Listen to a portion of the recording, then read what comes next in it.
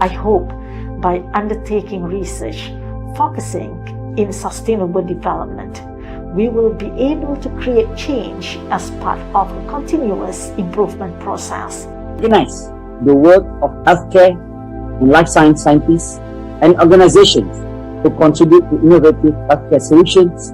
I hope participants will continue their efforts in showcasing their hard work, find a product, and meet potential partners.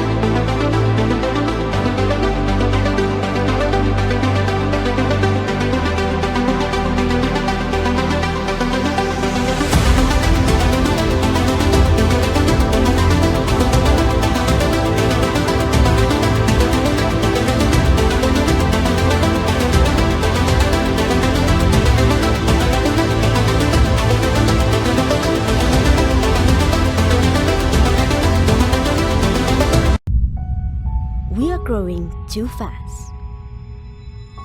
We walk fast. We eat fast. Though we have 24 hours in a day, somehow we share the same feelings. Time is passing so fast.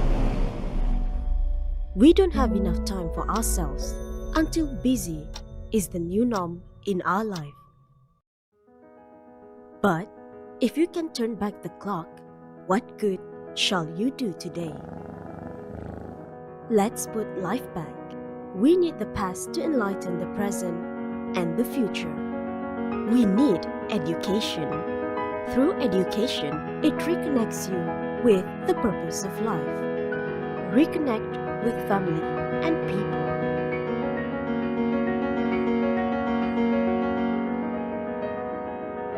Reconnect with nature and habitat. Reconnect with unity and harmony. Reconnect with spirituality and peace. اقرأ باسم ربك الذي خلق. Reconnect with good health and well-being.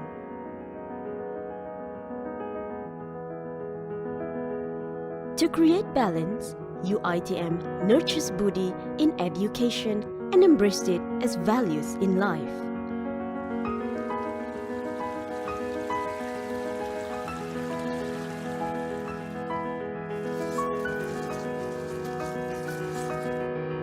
A concept of social relationships. A philosophy and culture of politeness, reasoning and wisdom among Malaysians.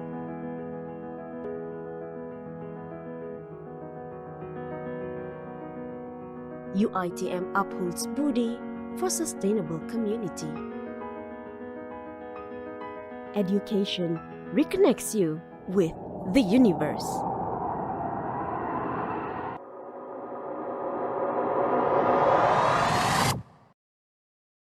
Reconnect your world with UITM.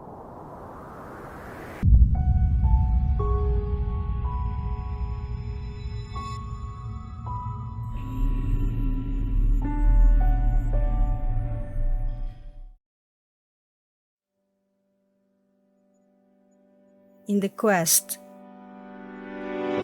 to search for knowledge and insights, diving deep for ideas to gain prominence, be they the scientists, teachers, accountants, entrepreneurs, engineers, artists, managers, lifesavers, mothers and fathers. Let us be a trusted companion, your preferred high-flying institution, as we achieve excellence holistically. Because we believe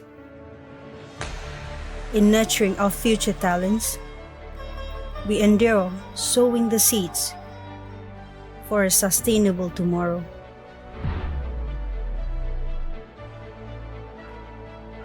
We harness your capabilities.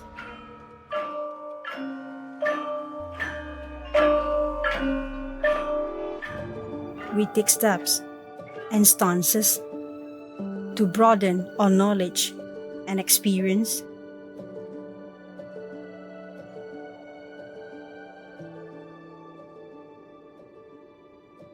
We want to be the champion to uphold mankind's universal values, to encourage a deeper understanding of sustainability. We dare to be different. We instill values. We cherish the diversity, where science and arts complement each other. We go boldly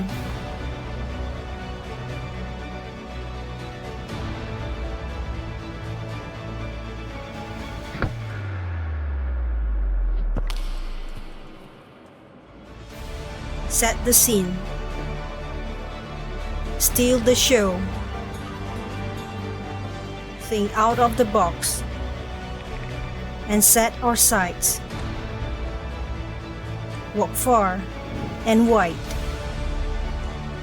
We dedicate ourselves to all our passion, to nurture the courage in all of us. We lead.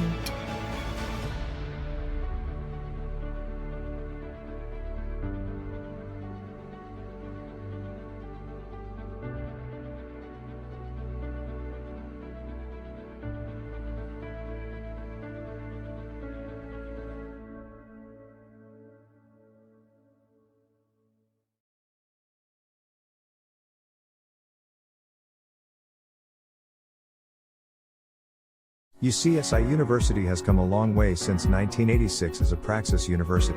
Today, UCSI is ranked at the top 300 university in the world, rising steadily every year, reaching the rank of 284 in the year 2023.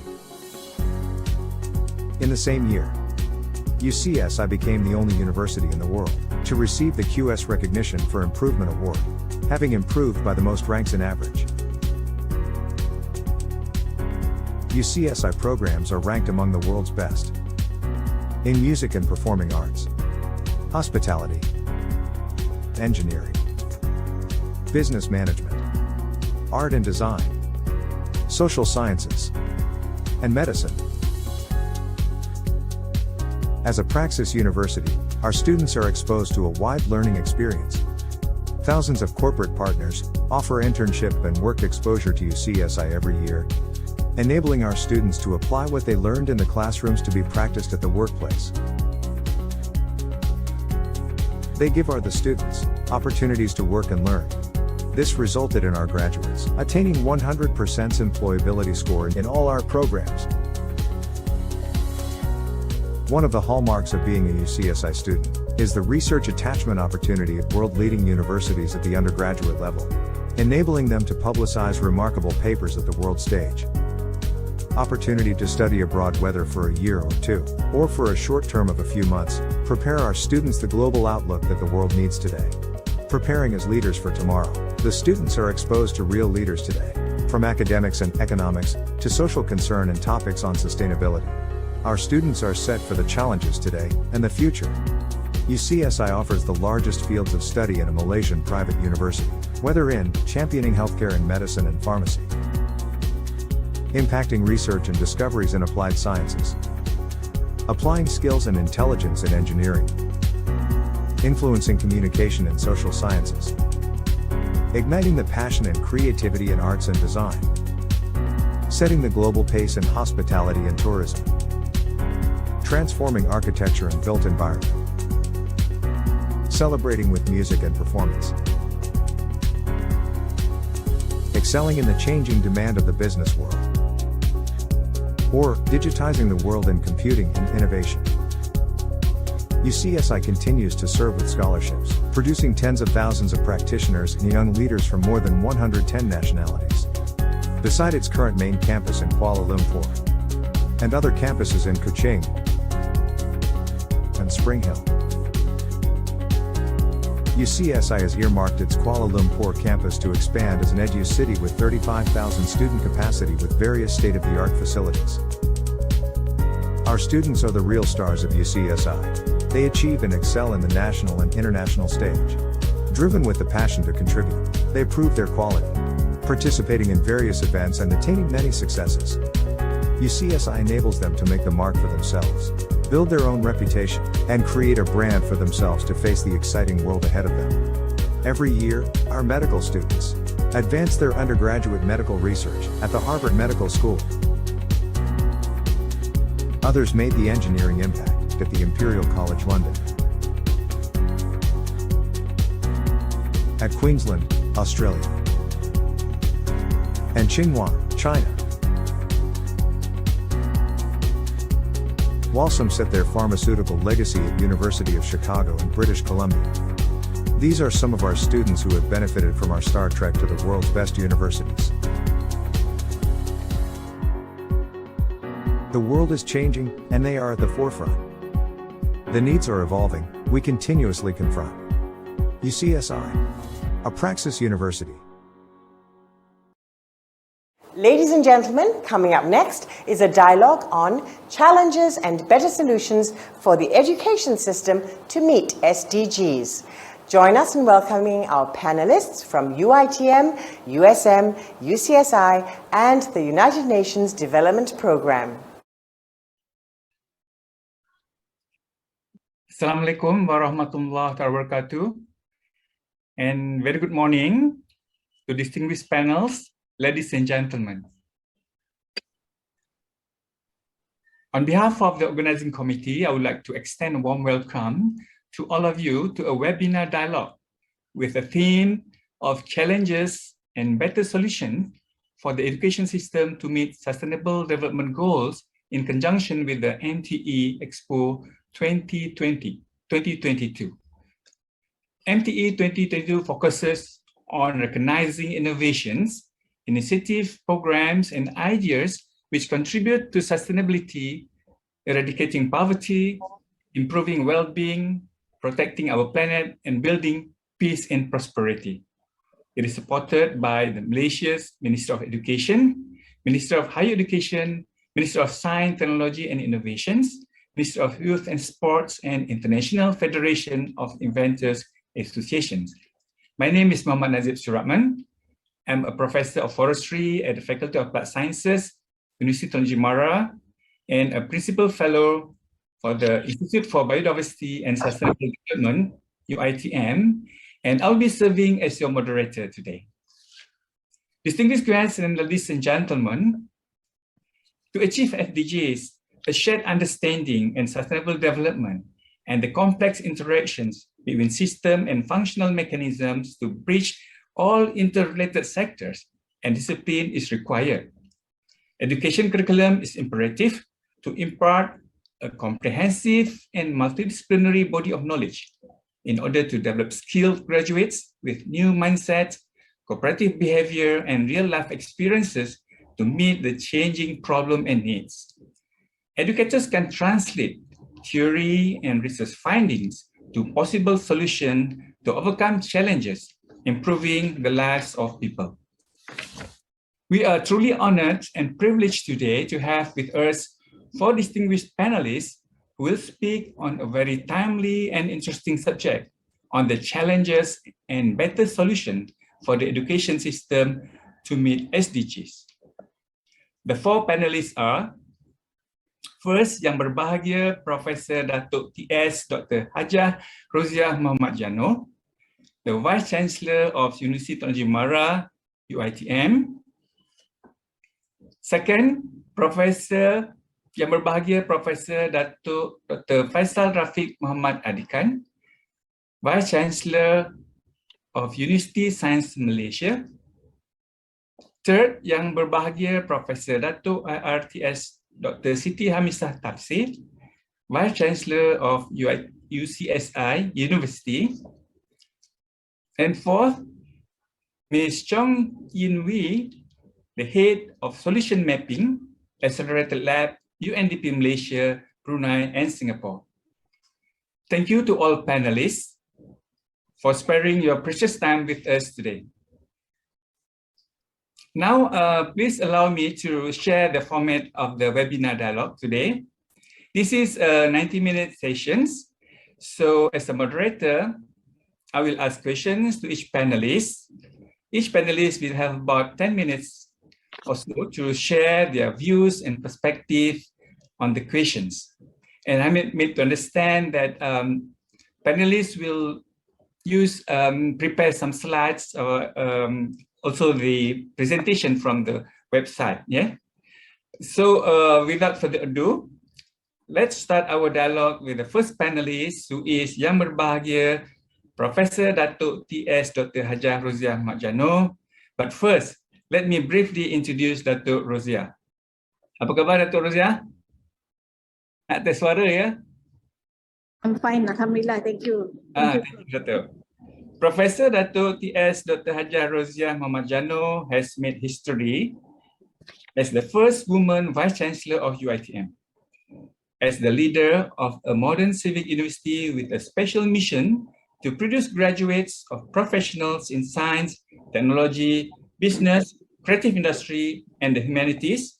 Datuk Roziah is responsible for ensuring that UiTM upholds the mandate to improve the socioeconomic status among the Bumiputras.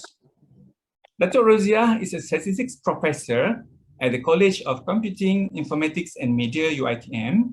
She has held various key leadership posts over the last 30 years, including Deputy Vice Chancellor, Academic and International, Assistant Vice Chancellor of the Institute of Quality and Knowledge Advancement, INCA, Director of Curriculum Affairs, and Director of Academic Quality.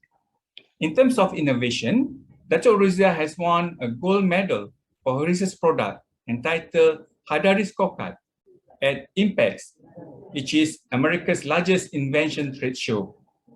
It is interesting to share that Datuk Roziah and her team have published a 20-year UiTM impact studies that highlights the significant impact of UiTM on the regenerations of socioeconomic development of the surrounding communities. Now, Datuk Roziah, the question is, would you mind sharing with the audience what is the current progress and updates on education curriculum in UiTM with respect to the element of SDG? Over to you, Datuk Roziah, please. Okay, thank you so much, Prof. That's a very relevant question to be asked. At first I thought I'm going to talk basically what our role in making this sustainability very adaptable here in UiTM. But basically, yes, I would say in UiTM, in our curriculum review, we actually make sure that all the sustainability, all the 17 goals are taken care of. Let me now share with all participants and also panelists the fact that for us here in UiTM, we developed this what we call we published this report, sustainability report, to make sure that all activities that are being done in UITM throughout are also shared with the rest of the system. For your information, UITM is a university, it's a large university and the largest university in Malaysia. We have 34 locations, and at the same time, there are almost 190,000 students. I want to share my screen here. Let me check whether I can do that or not. Okay, that's can you see that? Yes. Yes, Dato', we can see clearly. Thank you. Okay, this is basically, you mentioned about sharing that directly from my website. So this is available in our Vice Chancellor's website. If you care to look into the detail of it, we do have this documented for the past 2 years, and the most current one, the global goals for 2022, will be released very soon. I think maybe a week after this. But basically, this is what we do for us to show and also share with the citizen of UITM throughout the 34 campuses, and also at the same time, other netizens can also look into what we have done for the past years. These are the activities that we have for the last year, 2021. So basically, you can browse through. I'm not going to go through this, but when you mentioned about how do we impart our SDG elements into our curriculum, basically this is it. So of course, when you go through the page 1, it will be looking into what UITM is all about. Okay, currently these are the statistics. I mentioned about 34 locations. These are throughout Malaysia. Satellite. We have 21 satellite campuses. These are the introduction. I would like if everyone can go through this later on. That's the website that I can share. And currently in 2021, we are reporting on 2022 active research team. So these are the global goals indicators, but I'm not going to go into the detail of those. But basically, for number 1, for no poverty. So what we looked into is these are the programs that have been handled in UITM. So example, reaching out to the underprivileged students. Basically, this is why UITM exists. So a majority of our students are actually B40, 70% of them out of that 190,000 students are all B40. So we give them opportunity to get into a higher tertiary education. And at the same time, UITM Malaysia collaborates with UNAIR. Currently, we are also working with universities outside, international universities, in eradicating poverty and hunger. So this is these are few things that we have done for SDG 1. And of course, what we did is actually we inculcate those in our curriculum. So for example, our Zawaf. Zawaf is a body unit within UITM, which we can help this student with B40. Which in short, for SDG 1, we have this research grant throughout UITM that look into this only SDG 1, about amounting to RM 1.6 million grant. And at the same time, we have 3 consultancy addressing this poverty, no poverty, which amounts to about 100,000 over. But let me just quickly look into SDG 2. During this for Zero Hunger program in UITM, if you happen to browse through this document, you can really look into what we have done in 2020. These are the things that we report in the sustainability report in 2021. Okay, this is student basic needs. This is what we have. There's campus-wide efforts. At the same time, food security, the benefit, how we work with alumni, and these are SDG 3. Of course, during your questions is about curriculum. Definitely, when we want to put in curriculum, we must at the same time teach and make our staff, academic staff, and also our students inculcate the values of sustainability itself. So everyone knows by now we have that 17 goals, and we allow all these programs to be conducted within the university. And once they actually embrace these 17 goals, then they know how do they then inculcate those during the curriculum review. So for curriculum review, we still use the MQA guideline, whereby we have those the outcome-based education, and what they need to do, make sure in terms of this SDG is actually to inculcate those SDG goals into the outcome statement. That's what we do here in UITM. All the SDG coming from no poverty, zero hunger, good health and well-being, quality education, definitely, gender equality, clean water and sanitation. I think the spectrum are actually very wide.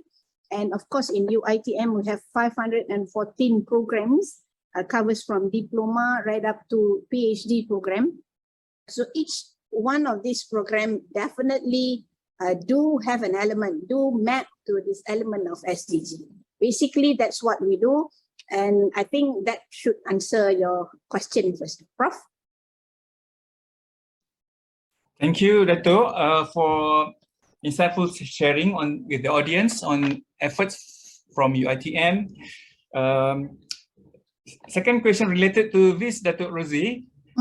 How about the challenges that the university face in realizing the goals of SDG, Dato? The challenges, okay, basically, I would say getting everyone on board.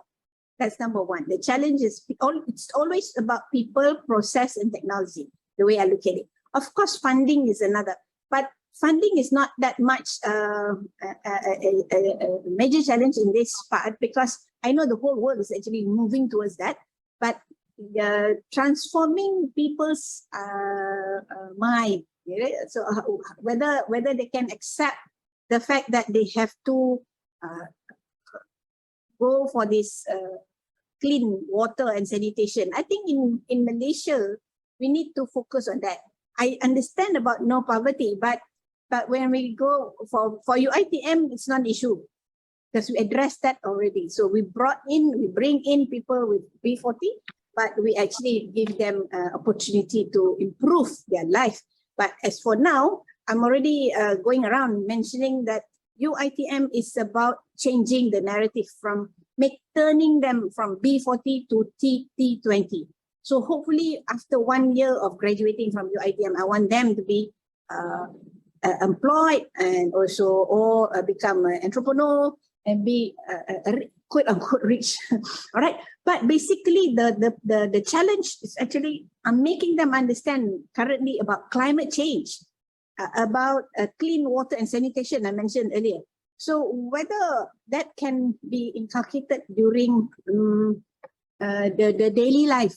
So what I'm doing now as the Vice Chancellor, I've already asked my head of facilities management to really look into this. I said, come this 2023, what we're going to do is I want to make sure that all toilets in UITM throughout the system must be tip-top. So we need to embrace this. If you're serious about being engaging into this SDG, let's focus on this SDG 6. I mentioned to some already, but hopefully in near future, I will be looking into those. Because when we want to develop this culture of sustainability, it has to come from within, close to us, then you go out. That's my principle. Okay, Prof, that's my answer to that. Thank you again, Dr. Rosie. I think it's a terrific effort by the university. Well done. And keep it up. For the audience, member of audience, if you have questions for Dr. Rosie, please hold towards the end of the sessions. And using the checkbox later, you can express your views, your questions or recommendation later. Yeah. Let's move on now to our second panelist, who is Yang Berbahagia Professor Datuk Dr. Faisal Rafiq Muhammad Adikan. Dr. Rafiq is currently the 8th Vice Chancellor of USM.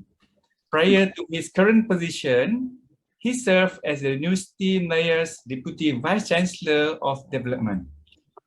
Dr. Rafiq received his PhD from the Optoelectronics Research Center, University of Southampton in 2007, specializing in glass-based integrated optical devices for use in the telecommunication and sensing application. His flat fiber patent was the winner of the Gold Award, the best for physical sciences and engineering, and the best of the best, top prize, which he won during the University of Malaya Research, Invention and Innovation Expo 2009. Dr. Rafiq was awarded with the Malaysia Tourist Science Foundations and Technology Awards in 2017 as recognitions for his contributions to the field of photonics. In recognition of his achievement, Dr. Rafiq was inducted as a Fellow of prestigious Academy of Science Malaysia in 2020, and at the same time, Dr. Rafiq became a chartered engineer under the Institutions of Engineering and Technology, United Kingdom. Dr. Rafiq, how are you today? Thank you for sparing your time to be with us. It's an honor and privilege. Thank you for inviting me. Dr. Rafiq, we would like to know whether the university graduates of USM has translated the SDG elements they learned into practice, and any concrete examples such as the efforts to eradicate poverty, stop hunger, helping the needy children worldwide. Please, Dr. Rafiq. Okay, thank you so much, Professor Dr. Muhammad Nazib. Assalamualaikum warahmatullahi wabarakatuh. Salam sejahtera. First, I have to correct the point you made just now. I'm no longer the Vice Chancellor of USM. I've been a commoner, a peasant for the past 2 weeks. So that's the first thing. With regards to your question in terms of our students, let me just first say that USM currently is in the 4th position in the world with regards to time higher education impact rankings. We are USM is the top university in Asia, in Malaysia, when it comes to SDGs. And whether or not our students actually have embraced SDG, I think with regards to embracing or being, knowing what SDGs and ESGs are, this is, it's no longer an argument. I think everyone embraced that. Everyone is actually aware of the SDGs and ESGs. And but how do you translate that into action? And how do you actually make sure that students have that DNA that understands what needs to be done? And to that end, I can't really vouch. It's difficult to say, okay, our graduates are displaying this. But during their time in USM, what USM have done that is kind of unique is that we move one step further. Instead of just talking about SDGs, as you mentioned just now, we try to expose our students to what we say, SDGs in terms of experiential learning. And a few examples that I like to share. One of them is that in terms of academic content, obviously, all universities have embedded SDGs in their curriculum one way or another. But USM in the past 2 years have since introduced what we call as a live program. So live program is basically a kind of a summer program, 2 or 3 weeks in terms of duration, and students do not have to take any exams. They come in early before they register as a student, and in that 3 weeks, they get experiential points through participation in group activities. And what we offer in that live program includes, one, we teach them genomics and gerontology, genomics, and also the science of old age, which is has to do with SDGs as well. We teach them climate crisis, and they go to our living lab. USM is blessed with 3 unique living labs. One of them is a private beach where They can see ocean study. They can see the impact of climate crisis in terms of coral bleaching, in terms of increase in water temperature, and so on and so forth. These are first-year students about to enter our 67 undergraduate programs. We teach them financial literacy.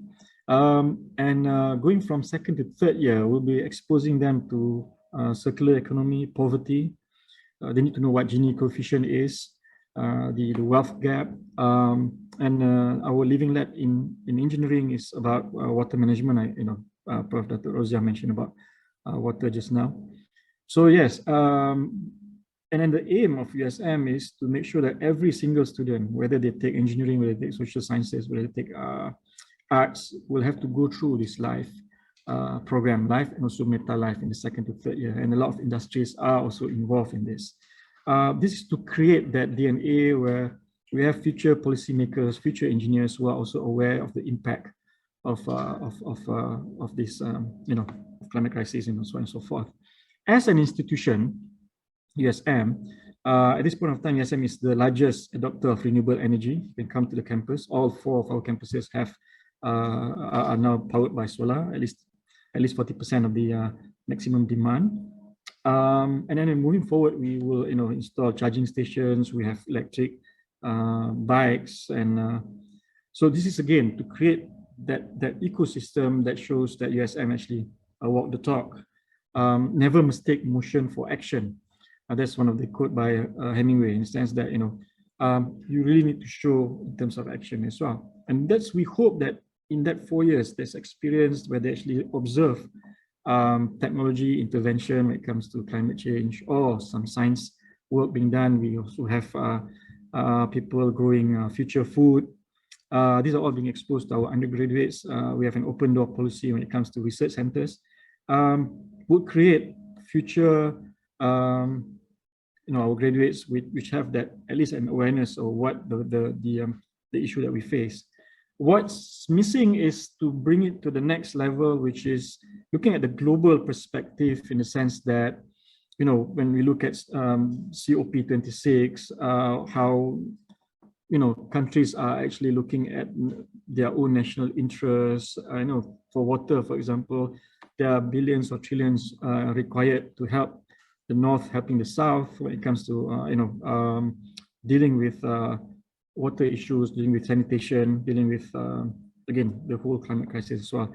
That kind of conversation, which is of higher order, which needs a larger global picture as to the need for the whole world to get together and address this. We've not actually instilled that so far in our undergraduate studies. We plan to do that, and that involves lots of discussion on economy and whatnot.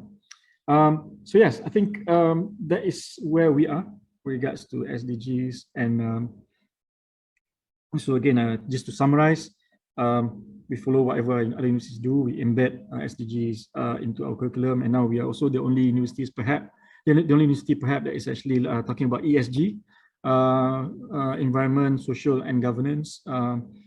We highlighted in terms of the number. We have 40% of our HODs are females. We actually are transparent with regards to the ethnicity of our undergraduates, the number of international students, female students, and so on and so forth. And then this conversation about B40, B1 students, and how we actually push them in terms of marketability, graduate employability, are shared with students as well. So they are part of the conversation to make sure that they see this as a whole package. I hope I answered your question. So one, in terms of how we deal with our students, but second, in terms of how we carry ourselves as an institution, we're trying our best to show that we are doing that as well. We have a target with regards to carbon neutrality. I think in the next 2 or 3 years, we need to reduce our individual carbon footprint to be 4 tons equivalent per person per year, which is a tall order. And we actually, again, tell everyone in the university that this is what we are targeting. Thank you so much. Thank you, Dato, for the detailed and informative response. Further to this question, Dato, would like to share the USM experience in terms of integrations of SDG into the development of the curriculum in the undergraduate or postgraduates? Thank you. We do it in two levels. Obviously, we have our industrial advisors who are now also talking about all things impact. As I mentioned just now, USM, in our corporate slides, we actually talk about ESG. We also show some of the things that we do. And of course, the academics. USM has actually embarked on an approach where, one, in terms of research grant, academics are also required to specify whether the research is carbon positive or carbon negative. And in terms of promotion criteria, the draft promotion criteria for academics will also include 30% of the assessment will include impact assessment. So what your work have done in terms of impact to social, to poverty, to climate crisis, to water, to life below water, and all those things. And I think if we do that, then we institutionalize all those elements. It will be a bit more organic in that sense. So if you supervise a student and you need to raise funds for this particular student, this RA, this master's or PhD candidate, when you justify the grant, you have to justify that this is something that will have a positive impact to whatever global crisis that we are facing. And there's also a statement in terms of how we support the national agenda. If the agenda just says that we need to escape the middle income trap to go for high income, it needs a lot of innovation and deep tech, then academics in USM has to specify that as well to justify their grants. So I think to answer your question again, although you asked about undergraduates and postgraduates, yes, we have the industrial advisor, we have academic advisors to look into the content. But again, in terms of institutionalizing this, we also addressing the academics. So not only that the content that they teach, but they also have to behave in a certain way that they have to understand the dynamics of all this. And we also include that in how USM recognize your academic performance or excellence. So that is trickling into the system. So we actually, it's more organic in that sense. I hope you answered your question as well. Thank you. Yes, Dato'. Thank you so much. That's very informative. Let's move on now to the third panelist, who is Professor Dato' IRTS Dr. Siti Hamisah Tafsir, who is currently the UCSI Group Chief Executive Officer and Vice Chancellor of UCSI University. Prior to her current position, she had an illustrious career span over 36 years, working as an engineer, lecturer, administrator, group CEO, and vice chancellor. Dato' Siti Hamisah was appointed as the Director General of the Department of Higher Education, Ministry of Higher Education, MOHI, in 2017, and was deeply involved in the development of the Malaysia Education Development Plan 2015-2025 for higher education, and is implementing the initiatives outlined for public and private of higher institutions. Dato' Siti Hamisah has received several awards, including the Honorary Doctorate Award, Doctor of Science from the University of Southampton, Asia HRD Award in 2017, Fellow Academy of Science Malaysia, as well as the appointment as Honorary Fellow of ASEAN Federation of Engineering Organization in 2017. Dato' Siti Hamisah served the Ministry of Science, Technology and Innovation, MOSTI, formerly known as the Ministry of Energy, Science, Technology, Environment and Climate Change, MESTEC, and as the Secretary General from November 2019 to September 2021.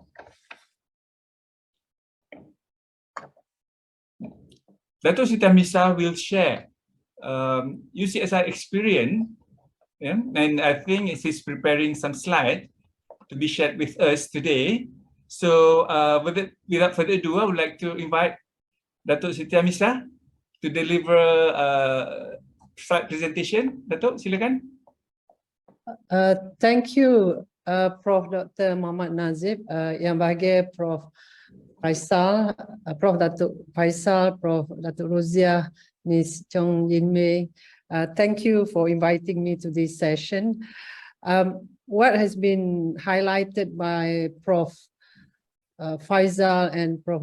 Rozia just now, I think UCSI had started slightly, probably 5-6 years ago, compared to what USM has achieved to date. In fact, we just signed an MOU between MBOD and also USM recently. Right, the journey, like what Prof. Faisal had mentioned earlier on in UCSI, it has been an organic one. And a lot of it is based on activities that's been initiated by students. And out of that, we came up with a division by itself in UCSI. This is for the whole company, and that division looks after SDG. In terms of how we had embedded all these SDGs elements in our curriculum, we do it structuredly. For example, offered program in environmental engineering. We also offered programs and initiatives in a way that it is up for the faculties to take up. But a lot of activities has been compiled as what Prof. Rozia had highlighted for UITM. There's a report annually, and we are doing that as well. Let me just share what we look at when we did our when we did our curriculum review. We look at all these competencies that is in accordance to SDG, and these competencies we had to also look against MQA's requirement and also some of the professional bodies. So mapping them has been quite challenging for us, because then we need to look at the 5 C's for the future skills. And some of it may be overlapping, some of it may not be. Like what Prof. Faisal was saying, we have to be beyond the awareness. Now it has to be embedded and also is part of the curriculum. Excuse me, Dato', can you turn into presentation mode? Oh, all right. Sorry about that. Yeah. Is that okay? Right. Yes, Dato'. Yes, these are the competencies that we are looking at, and at the same time we are looking at those that has been put forth by MQA and other professional bodies. And in terms of the objective, we try to include all these learning objectives and also development of the key competencies.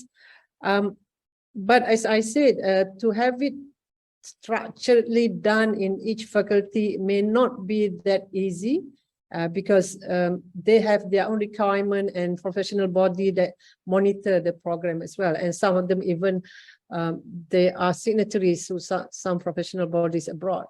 At the same time, we are making sure that we apply it with multi-layers of the society, get them involved in volunteerism, get them involved in the research initiative as well. And in UCSI, we have schools as well, and those schools are part of this ecosystem for the SDG. These are some of the examples that we have done. For example, refugees. It's a big thing in UCSI to work with refugees, and they have been continuously working with refugees.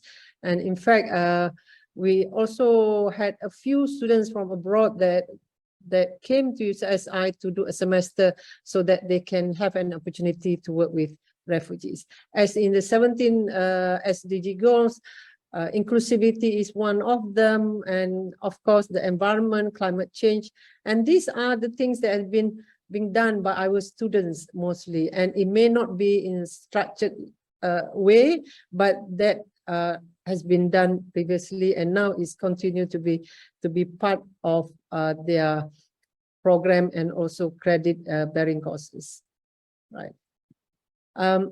Of course, we look at all this recognition, all the SDG, Education Sustainable Development recognitions in building up our programs and initiatives. Of course, we look at these 15 learning objectives for each SDG, but not all can be catered for and not all can be included. So we pick and choose whichever is applicable. But of course, at least there are certain elements of SDG being embedded.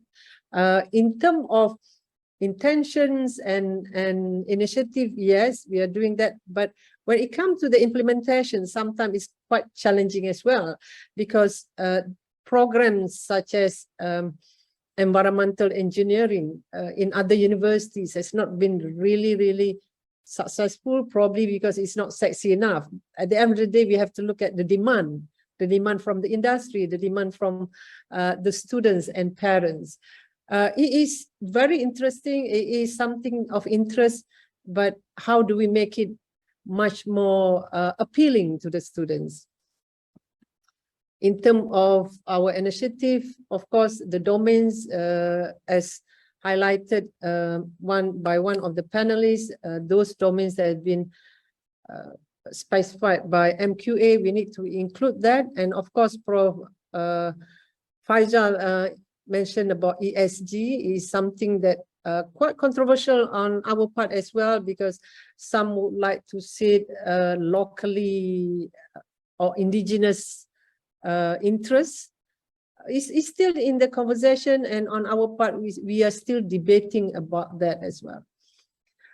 In terms of how do we embed it at the university level or at a group level, we do make sure that in coming up with our roadmap, we reorient our roadmap so that it includes all the SDGs interests, like policy, like transforming the learning and training environments, about inclusivity. It's interesting to mention about the gender and equality. Like many other universities, even in private universities, we still have more women. It's an achievement, actually, to have more women studying. But at the end of the day, whether they go to work after they graduated in the same area, that is another thing that we need to look at. For example, in technical areas, some of the ladies would just move or try to get work that is not technical oriented because of their priority in raising kids, in making sure that they are not working long hours because they have family to look after. So these are the things that we have to be sure as an organization providing a support system for them. And the rest is about building capacity of educators and trainers, empowering and mobilizing youth, and of course, accelerating sustainable solutions at the local level. So for us in Cheras, we have 3 campuses. One of them is in Cheras. So we work closely with the community around here and helping them to make sure that the green patch around here will be enhanced further. And because of that, we do have several initiatives. One of them is helping them to plant trees and all that around this area. UCSI embed all these formally and informally, and this is how we do it vertically through the research centers, where they will ensure that the participation in energy, renewable energy in terms of climate change is part of the research. The rest is about working with our stakeholders around this area and also with the industry. Right.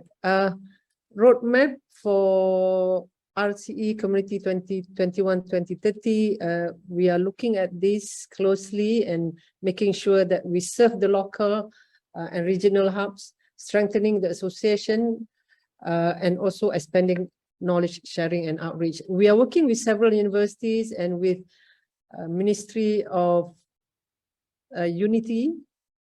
This is more on Harmony Mesra.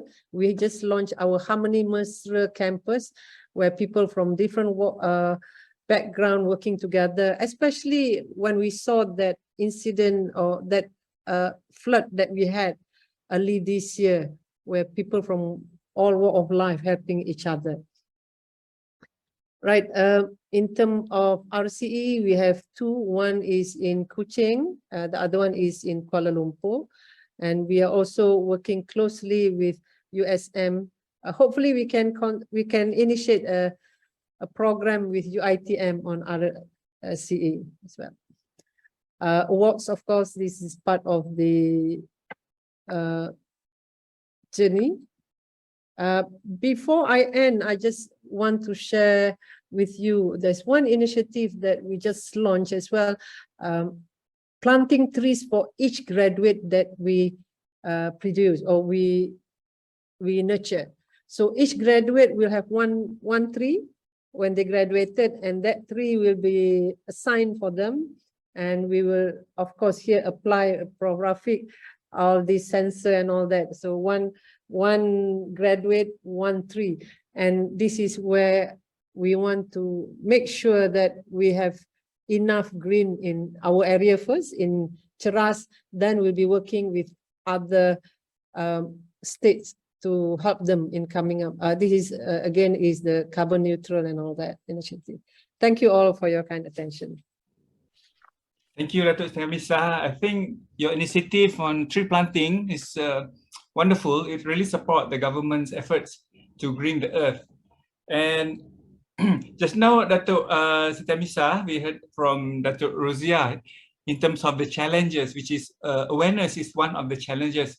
And we're making effort to raise awareness level among students, staff. How about in UCSI, Datuk? What are challenges that you feel, the students and staff can overcome or can embrace the SDG? I concur with Datuk Rozia. Number one is getting people on board, the buy-in from everyone. For example, we had the initiative no plastic straw. Now we want to move to no single-use plastic in the campus. That will take a lot of initiative, a lot of buy-in, a lot of campaign need to be done. So I concur with her on that. On the curriculum, of course, people will say, oh, I need to meet the requirement of the professional board. I don't have time to include it. But now I think the buy-in has been quite good when it comes to the curriculum and all that. I think everyone is aware. We are beyond the awareness zone. But there are also, like I mentioned earlier on, programs that we think is good, like environmental engineering. But when it comes to reality, students may not want to go for this. I remember when I was in my old university, we did environmental engineering and we had to close down. That was in UTM before, because it's not sexy enough. We need to sell some sexy programs as well, I suppose. And again, how to make it much more structured, right? Otherwise, we are doing it without having the outcome or the impact there. It will be just nice to have, but not meaningful enough. So that could be one of the challenges, I think. Thank you. Thank you again, Datuk Siti. We have heard three distinguished panelists who talk about SDG initiative in higher education. Now, we'd like to invite Ms. Chong Yin Wei, the fourth panelist for today's webinar dialogue, who is the head of solutions mapping under Accelerator Lab Malaysia. She identifies issues and solutions from the grassroots, test them and grow them into policy recommendations and formalized product for the benefit of wider community. Ms. Chong Yin Wei is also working in enhancing the innovation ecosystem in tackling social development issues in Malaysia in areas of impact technology with partners such as National Technology and Innovation Sandboxes. And Ms. Yin Wei has been actively engaging multiple stakeholders, especially youth, in understanding the SDG and the role they can play in our collective efforts of achieving it by 2030. Ms. Yinwei, may you share with us on SDG activities that are ongoing or that have been conducted locally or overseas? What are the impact on the society and how do you measure the impact? Please, Ms. Yinwei. All right, thank you so much, Professor Nazib, for the introduction, and I'm very honored to be here with the other vice chancellors as well, and hearing all the good work that they are doing in moving towards the SDG. It's a lot that we weren't aware of, and now knowing that, I think there's a lot more opportunities for collaboration with the academia as well. So maybe just a brief understanding for the audience, like what is UNDP and what do we do? UNDP globally and locally, we carry the mandate to advance the 17 SDGs with programs, support from the government and also other ministries and other stakeholders, including the civil society, private sectors, and innovation partners as well.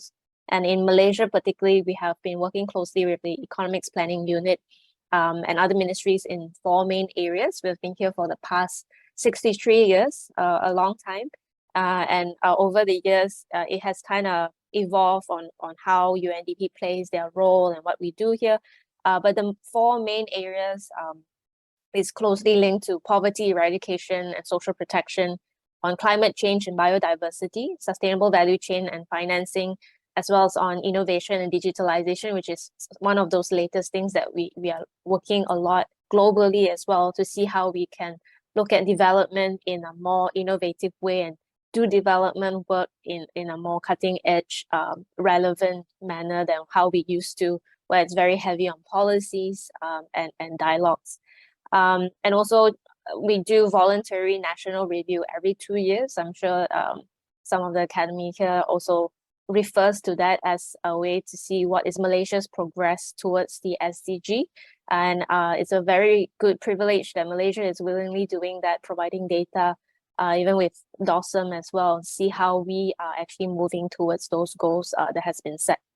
So in that regards, UNDP globally, we have about 91 accelerator labs, which is one that I am also currently serving in as well, to look at how we can sense, explore, and also experiment with different local solutions and the local actors, recognizing that in order to advance SDG, we need to include the people on the ground, people from the grassroots, and in the effort to scale them in a way that would be more effective, rather than having a top-down policy or top-down solutions in solving the most pertinent problems that is faced by the societies today.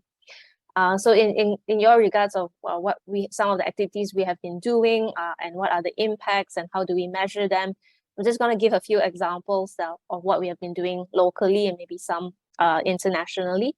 The most recent one that I can speak of is the Malaysia Innovate Summit 2022 that was just held in August, with the Prime Minister launching it in collaboration with the Research and Management Unit with EPU. It was the first effort for us to showcase innovation that is across the academia and also across the country, that would support the advancement of SDG in 3 areas, right? We were focusing on 3 things for this year, looking at MSME resilience, sustainable cities, communities, and also sustainable agricultural practices, looking at the needs post-pandemic as well. These are the 3 key things that we thought would be very relevant to the society as well. And in that process, we also highlighted a lot of youth innovation. We recognize that young people and even students in primary and secondary school have that ability to innovate, and that they are able to contribute to the SDG or even into the economy in a way that previously we probably have not been able to measure or even recognize in a formal way. And so in that publication that we have done, and also in that summit, we wanted to also highlight that it's not just high-tech complex research and development alone that would actually contribute to the country, but also very simple and local solutions that's often more valuable in that sense in solving and tackling the issues at hand. And even in that summit, I think there were a lot of things that were highlighted by the academia, the private sectors as well, how Malaysia still have quite a long way to go on how we can really encourage more private sector funding for R&D, because right now it's primarily done by academia. Like 80% of researchers are from the universities, which is not a bad thing. But if you look at other countries, private sectors are also works closely with the academia in funding them and also in commercializing them, because a lot of our research often end up just in incubated in universities or in journals and research, but for it to be used in the market, for it to be commercialized and scaled for wider community benefit, there is still a lot of room for improvement in that sense. And if you compare on the type of research that's being conducted, it also shows that Malaysia right now is a lot on basic research, applied research, but we need more on experimental types of research that are tested, sandbox, so that we could look at the impact and test it out as pilots before we can move it to a wider scale as well. Patent-wise, from the World Intellectual Property Organization, for example, I think we have done a lot of research over the years, like 120 for the past 8 years, 120,000 research publications, but a lot of these publications, only a fraction ends up as patents that is applied. And so those are just some of the indicators of how the academia, with the students and curriculum, all the good works that they're doing, we could further promote them through a better alignment on how we could support in terms of fundings or even testing them out in the real market, so that we could involve the young people or the young adults, the students, in a way that it's more tangible for the SDG achievements as well. And other experiments that I guess we have done, UNDP internally, is the Youth Collab program that we have piloted or worked with Magic for some years, with Citibank as well, encouraging young people to explore some entrepreneurial ideas that would support the SDG goals.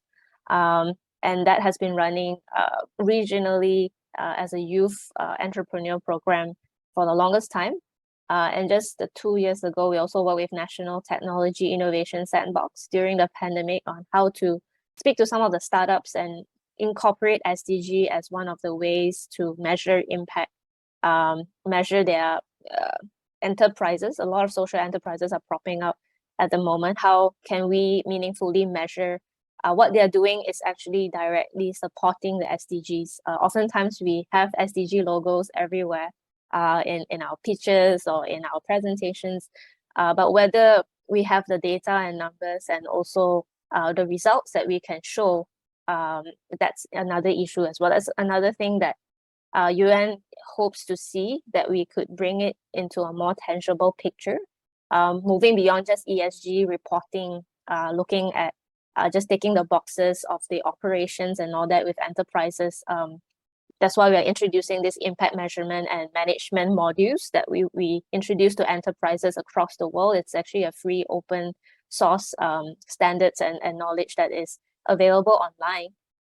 But to show people from the get-go, not just when you're MNC, only you start thinking about ESG and SDG, but how can we meaningfully incorporate that at the start of the business? And a lot of social enterprises, as we were quite surprised, that they are already very sustainable in itself. It's just that they have never known how to measure and look into the indicators in a way that would help them promote that or get investment from impact investors, for example. So in the same way, I think there are a lot of these elements that could also be taught into the academic institutions and students as well, and activities and programs that are already been doing by the universities. How can they look at impact measurement on the 169 indicators and goals that are in the SDGs? How can they start measuring those data and then report them maybe 5 years later or 3 years later before they graduate, that this is something that they have done as well. On other regards, we also recently launched the Youth Environmental Living Lab, looking at how we can work with young people, with the Ministry of Youth and UNICEF as well, and help them to get some early fundings to do actionable projects on the environment, and how can they get placement with NGOs, CSOs. This is one of the ways for us to start them young and encourage that desire within them to be part of the effort to conserve the environment and make it a better place for them, and to tackle climate change as well. And just on Accelerator Lab side, we have also been advocating on including students and young people in our experiments, we typically run very short cycles programs. One of it is, for example, working with the Seberang Perai local council on getting school children to design parks right along the rivers so that people will appreciate the river and they will, in that essence, conserve the river and not pollute them as well. Typically, we don't think about children as or students or young people as people who we will consult for town planning or architectural planning. But we think that that's very important to include them as stakeholders because they use those facilities as well. They are also part of society in utilizing the spaces around us. Therefore, that's one of those initiatives where we want to include young people in our experiments and all that as well.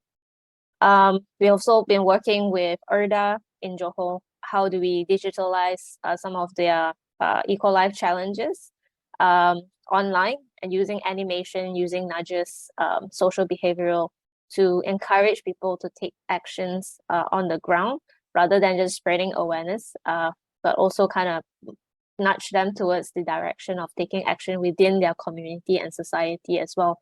Really looking at localizing SDGs in where they are and starting small rather than always just looking at big projects.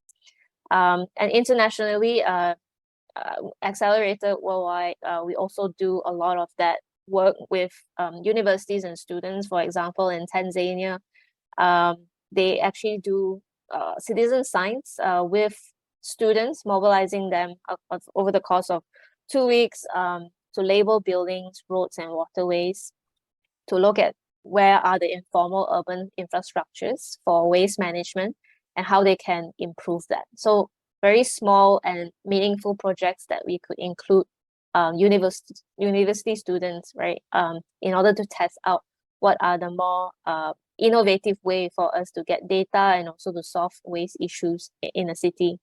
Argentina as well, using citizen science and students measured air quality with a low-cost sensor that's being attached to their bicycles. So when students go to schools or when they go out in the community, they can also act as people to, detect all these air qualities and all that. And goes without saying, a lot of our startups, whether it's, for example, in Cabo Verde Accelerator Lab, they have young people looking at unmanned aerial vehicles like drones for reforestation. And a lot of these digital new ideas often come from the young adults and the young people and the students. And I think that's just massive opportunity for the universities to nurture that. And I'm glad to see that there's a lot going on already in the universities, and hopefully UNDP could collaborate further with them and to move this forward in the future as well. So thank you so much. Thank you, Ms. Yinwei. Ms. Yinwei, 2030 is not very far ahead. So any observations on at the country level, how Malaysia is doing in terms of embracing SDG toward realizing the goal by 2030 in comparison to other countries of the world? Thank you. Yeah, so that's a very common question that's being asked. And if you see the voluntary reviews that we have, we still lack a lot of progress in terms of SDG 4, which is education, and also in the climate area as well, climate action, life below water, life on land, mainly on these two areas. And it's also quite sad to say that post-pandemic, a lot of this has been even further impacted. So we were progressing to a certain extent, like zero hunger, poverty. But because of the pandemic for the last 2 years, we have seen some of these indicators drop. The inequalities have widened, knowing, for example, there's all these digital gaps that has further widened, for example, education equity among the students between the urban, rural, or even gender, for example. So I would say that Malaysia still has quite a long way to go. And one of the issues as well is data-wise, we are still lacking, for example, SDG 10 or 12. We still need more information for us to meaningfully monitor the progress that we are doing. But I must say that we have seen a lot of progress in terms of people taking up SDGs within the ministry, really looking and using that as a standard for them in their programs.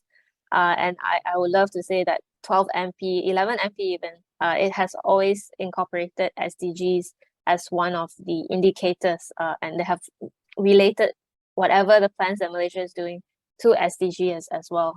But what we want to see more of is really the implementation part. How can we, like you said, measure those impact at the ground?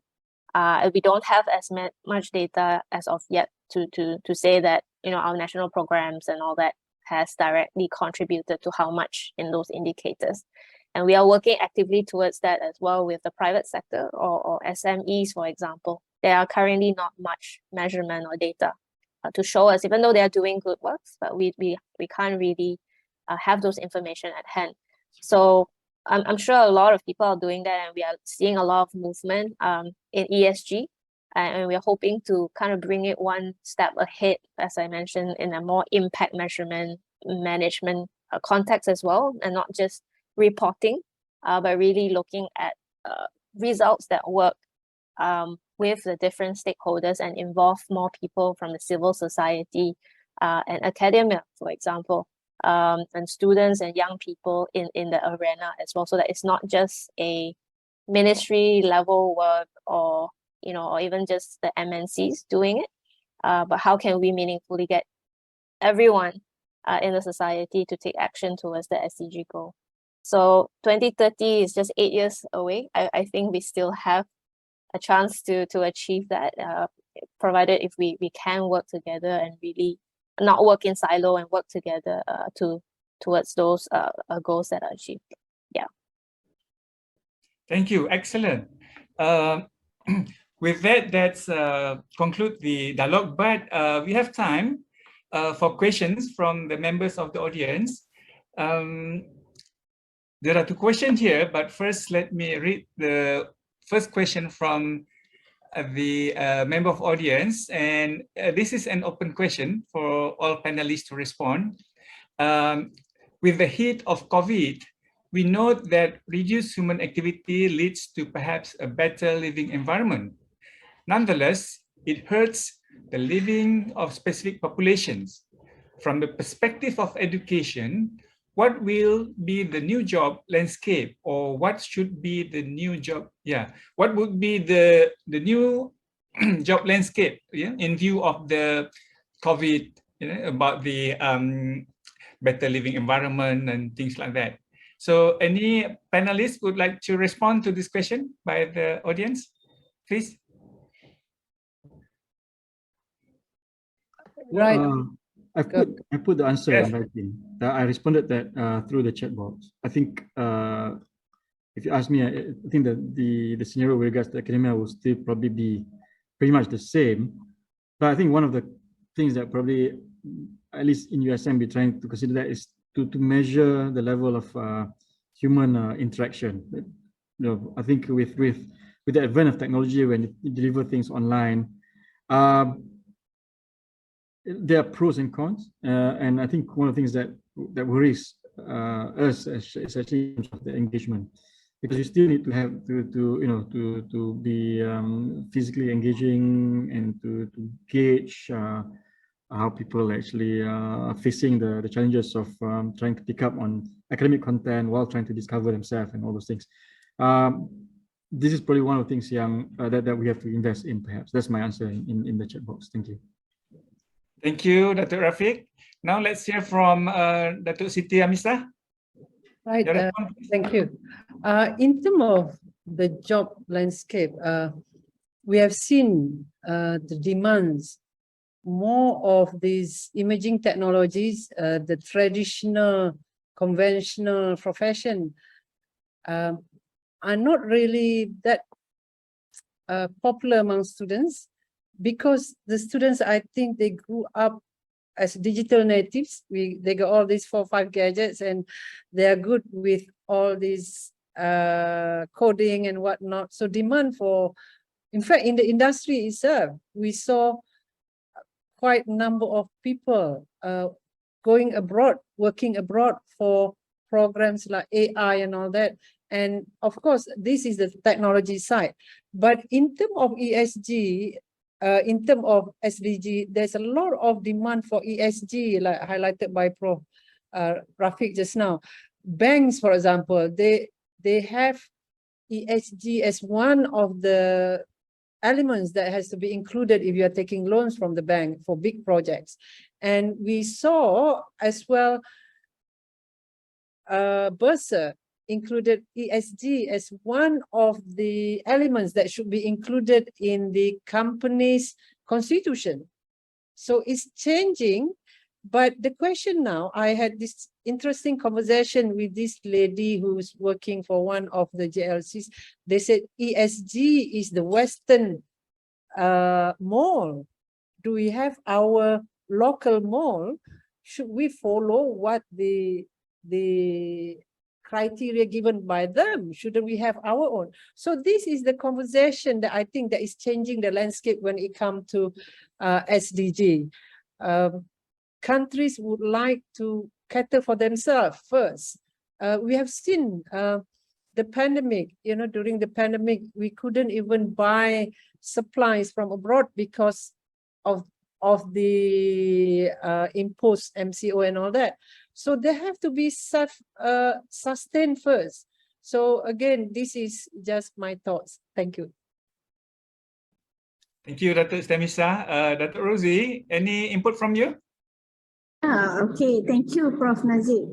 And to follow through from what Dato' Hamisah mentioned about job landscape, I agree with what Yin mentioned earlier, that in future, there must be a new landscape altogether in terms of job landscape. So I would say, because during the pandemic, everyone goes online. Now ensure that SDG came in earlier. Now after this online and ODL thingy, and we want to pick up this SDG again, I would say the job landscape will have to cater for this cyber security thingy. It's going to be an issue. So you mentioned about having conversation. Earlier this morning, I had a conversation with a group of people from a company talking about these cyber security engineers. Perhaps this will be something that we need in very near future to cater for this SDG development. Perhaps that's my input from Najib. Thank you, Dr. Rosie. Excellent. Okay, we'll move to the second question from the members of the audience who asked about SDG 4, focusing on SDG 4, which was centered on education. We know about that. So the goal to ensure inclusive and quality education for all and promote lifelong learning. May panelists advise what initiative to promote this to B40 students and perhaps rural areas, as also mentioned by UiTM Professor Dato' Rosia during her presentation earlier. Okay, we'd like to invite any panelists who'd like to respond to this. May I start first, Prof. Nazib? Basically, for UiTM, in terms of this inequality and inclusivity, we have we already established a unit on this OKU, special needs, students, special needs. So what we do in that special unit, we have about 300 students of this special needs. So we cater for that, we cater for their needs. Orang kurang upaya kan. So basically that is also to cater SDG, right? So to ensure that and also we do have this ICEP for lifelong learning, whereby we entertain or introduce micro credentials, and I know USM also has that, and quite a number of universities also have that, and to share with you, and in fact, for us in UiTM, and basically my initiative as the Vice Chancellor, every month we conduct this coffee talk with Rosie from Nazib. So what we did during that coffee talk is basically I handpicked 2 panelists addressing each SDG. So for the past 10 months, we have already finished up all the 10 SDG goals. So this is one way we did in UITM. So basically, that's what I mean to share. So all of you are welcome to look at that coffee talk. We have it available on YouTube channel, UITM YouTube channel. It specifically discussed on SDG. And apparently, we realized that quite a number of us are talented in terms of all these goals. Maybe Yin would love to visit our YouTube channel. The fact that in UITM we will be exposed. This is one way of doing it here in UITM. Can I also answer the question? Okay, sure. Yes, please, Dr. Faisal, please. Okay, thank you. I think from the perspective of public universities are one of those agencies under public good. I think in the past 3 or 4 years, under the higher education blueprint, the target is to actually ensure 2.5 million of our population goes to tertiary education, whether it's university, polytechnic, and college community. And I think the latest figure is what 1.5 million or 1.3 million. So there's still a lot that we need to cater for. But of course, then it boils down to economics as well. You know, how do we double the intake when universities are facing so many challenges and to keep up with technology and better offering as well. But from that 1.3 million, in most cases, at least in the 20 public universities, at least 60 or 70% of the students are from B40, like as mentioned before. And in the case of USM, what's alarming is that 3 years ago, 1 in every 10 of these B40s come from B1 family. These are from families that earn 1,000 ringgit and below. But last year, that number, B1, grew to 2 in every 10. So there's a doubling of people who actually falls into the B1 category. So it ties to how the country is doing as well in terms of economy and all this. So access is tied to economy. But at the same time, it's not just about the access, but also what would be the value added if what would be the value added by these universities. And last year our graduate employability is about 85.5% among all 20 universities, meaning to say 85.5% of our students will receive a job offer in the first 6 months.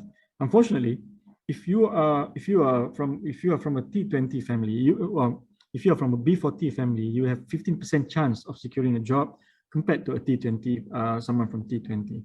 And there's also, as mentioned by Dr. Amisah, there's also a brain drain. In the case of USM, 10% of the better ones will go and work elsewhere, not in Malaysia. So I think these are all factors that has to do not just within the context of academia, but you have to look beyond that in terms of how the country is doing economically, whether we can sustain the offering, the funding to public universities, and whether the job market is also can actually absorb these. But it's getting tougher, I have to say. And of course, nowadays there's a lot of also pressure in terms of, okay, if you allow more, you take more, then there's the demand in terms of where they're going to stay. They have to prepare, lodging and all those things, and those all require a lot of investment from the government. There's only so much that the government can invest in. That's my response to that question. I hope that helps. Thank you. Thank you so much, Dr. Rafiq. Dr. Amisah, any input from you, perhaps? In terms of inclusivity, I think gender-wise, we are doing okay. In terms of B40, UCSI does provide scholarships for those excellent students.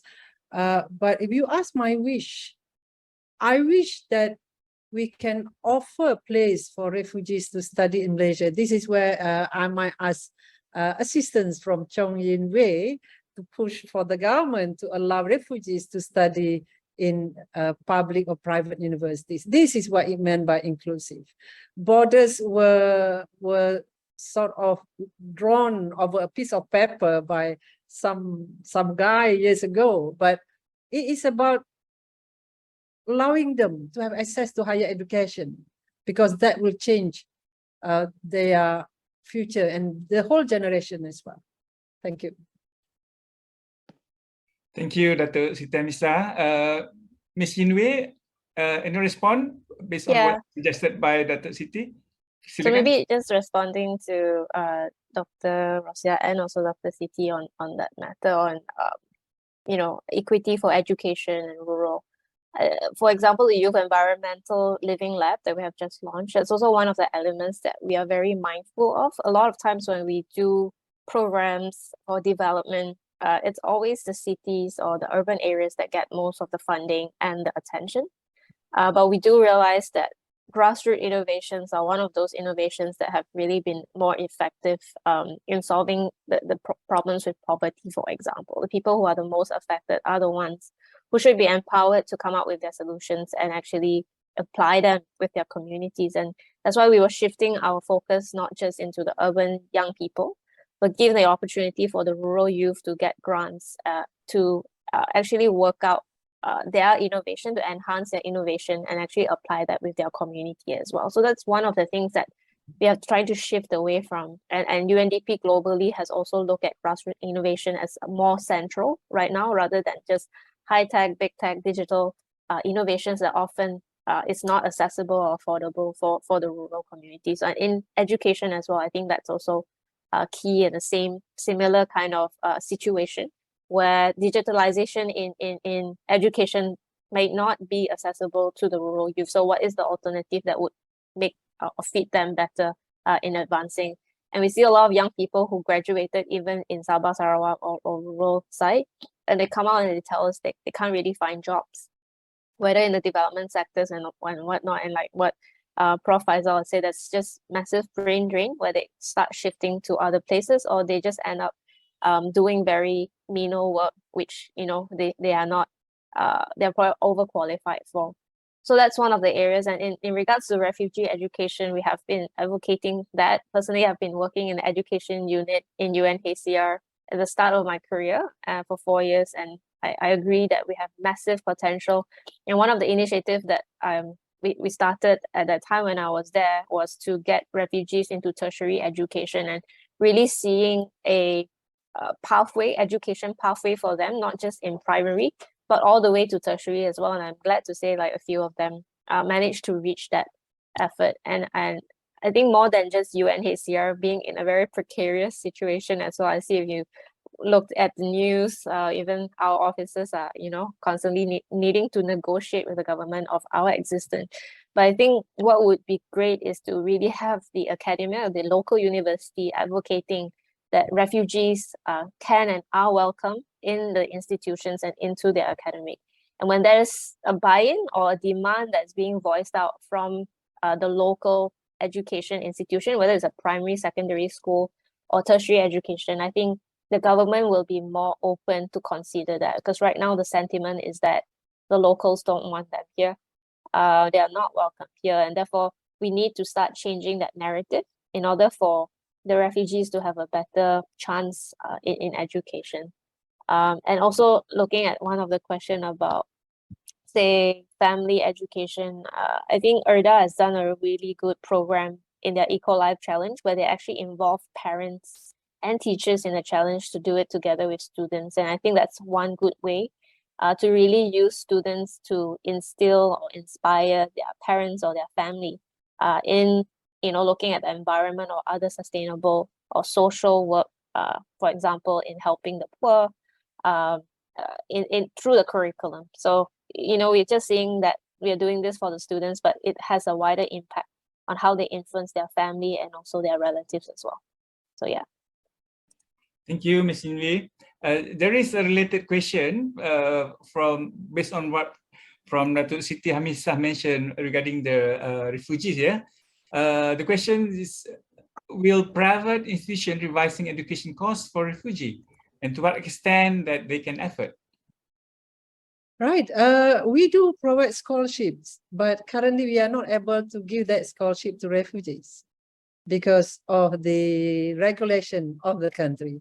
It's just like vaccination before. We were not allowed to vaccinate refugees, but we managed to get them to be vaccinated. Thank you, Dato. And this is one last question. Ms. Yinwei has touched a little bit, but we'd like to hear from other panelists as well. Education, academic education play a role. What about family education? Who educate parents and adults about SDG? Please, panelists.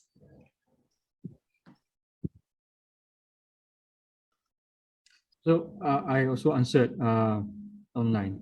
As Yinwei mentioned just now, it's not a homogeneous society that we're looking at. So of course, there's a Swedish tagline that says "secure people there," in the sense that when you address some of the basic needs, then of course your area of concern becomes larger, and vice versa. If you have certain things that are basic that you can't address just yet, that will be the your area of concern is very narrow. So we can have attempts in terms of educating parents and that, but I think we have to be, in a way, we have to choose the audience. If you expect people to come to us, then it's not going to work for certain audiences, if you like. And I think in the book, Worth of Water by Matt Damon and also Gary White, they also mention in the sense that once we address certain key issues, in this case is poverty, the people who don't have, that should be the priority. Then we talk about educating them in terms of SDGs and climate crisis, because frankly they have other concerns, priority in terms of making ends meet. That was my answer to the question posed by Prof. Wong. Thank you. Thank you, Dr. Rafiq. Any input, Dr. Rozia? I would say what UNDP and also people from UNESCO are actually doing, and what also echoed by us.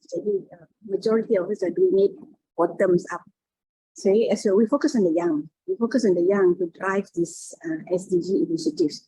I would say in that way, how do we go about making parents understand this SDG initiative? That would be I think making them learning through experience. So looking at that child, looking at their children doing things differently, perhaps that will change the way they do things. The way I look at it, that's probably one way of doing it. So they learn from their children. So that's why we have to allow our youngs to drive and take actions on this important SDG initiative. By that, the parents will also get some learning, experiential learning in a way. That's my input. Prof. Thank you, Dr. Rozia. And perhaps the final short comment from Dr. Sitamisa on this issue, please. I look at it more of holistic effort by the government. Several ministries would have to work together. Ministry of Higher Education, Ministry of Education, Ministry of Science, of course, agriculture and all that. There need to be a campaign by the government on how we need to make sure that sustainability is one of our main agenda in our Keluarga Malaysia. Because during the pandemic, we didn't see so much pollution or haze, because I'm in this building and I can see from my window before and after the pandemic. We need to, it is our duty to make sure that our future generation will enjoy the green, the encouraging environment, right? For them, the green sustainability and all that. It is our duty to make sure that when we hand over this planet, this country to them, they still enjoy all this that we have been enjoying. We should not rob them or deprive them from all this that we are enjoying now. So to me, the government must play a greater effort. Yeah. Thank you. Thank you, Dr. Sitamisa. With that, that concludes our webinar dialogue today. On behalf of the organizers, I would like to thank all the distinguished panelists. Your presence have shown that great commitment from each university, for us to support and to embrace the countries and the global agenda of United Nations by 2030. And also like to thank your presence and for being able to squeeze your precious time with us to share your views and your thoughts. And thank you, organizer, for inviting me to be a moderator. So with that, thank you, everyone. Thank you, Prof. Rozia, Prof. Faisal, Rafiq. Thank you so much. Thank you, everyone. Thank you, everyone. Thank you, everyone. Bye. Thank you very much.